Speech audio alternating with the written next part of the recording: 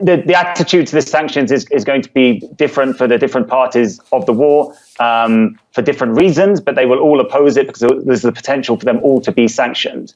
But across Ethiopia's political landscape, there are those constituencies which are more inclined to support the war. I think in Amhara region, we see quite strong support for the war, very strong opposition to the TPLF.